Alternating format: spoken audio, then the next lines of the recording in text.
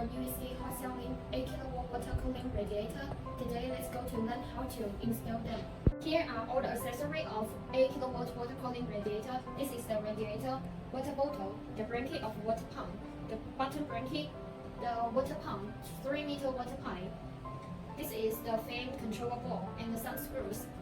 Now let's go to assemble them. Firstly, we need to fix the bottom bracket of radiator.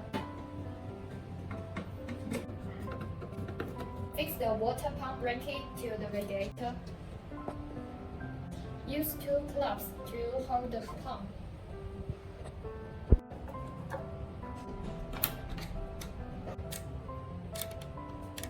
Connect the power cable of water pump. Now we have finished the installation of 8 kW water cooling radiator. Let's go to see how it works with S19 Pro. Now we use the water pipe to connect the water inlet and the outlet port. Above are all the installation steps. If you need any help, please ask me.